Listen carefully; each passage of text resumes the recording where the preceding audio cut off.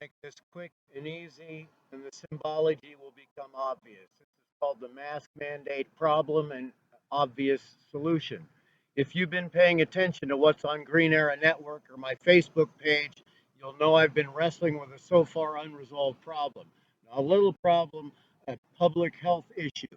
In Canada, this has been easily overcome because over there, the public spirit and social dynamic is that public health outweighs personal freedom to be a fool. Over here, the opposite paradigm is in place. This is why America has recently become a travel pariah from the point of view of any country with a smaller infection rate. That's most of them, by the way, including Vietnam.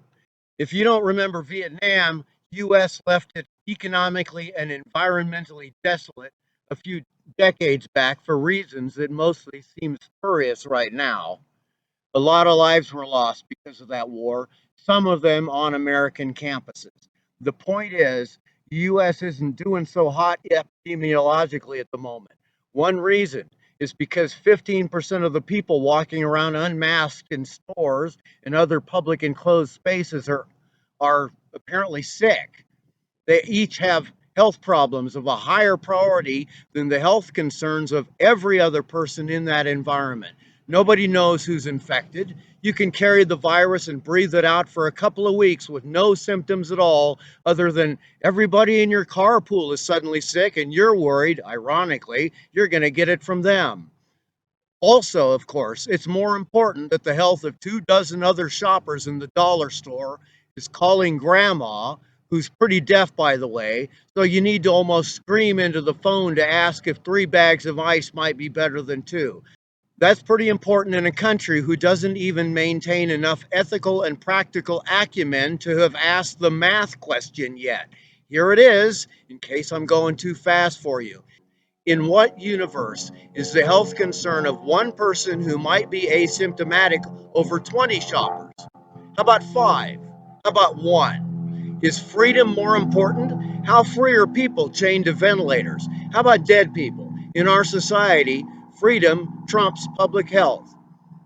Here's a more specific aspect of that problem, and I know how to solve it. I'm a little embarrassed it took me so long to reach the obvious answer. Here's the exact issue, which I've already defined otherwhere. Even where masks are mandated, Boise, Idaho, right now, there's no enforcement.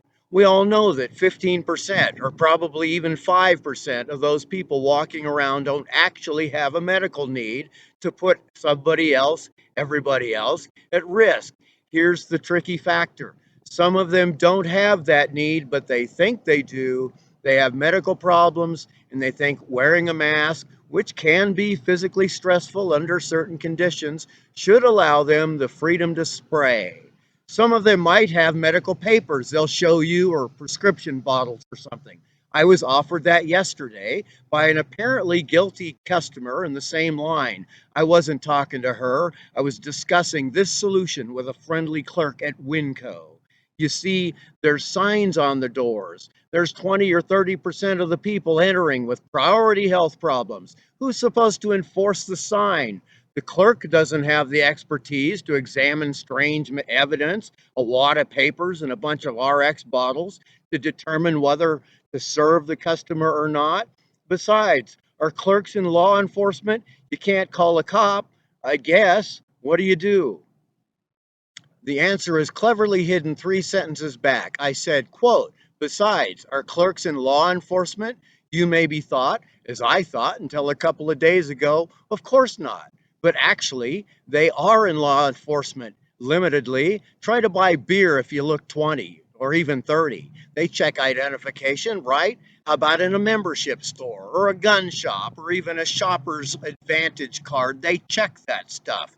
Clerks, they can't assess a bunch of strangers' medical conditions, but they can easily be trained to spot a fake health condition alert card, right?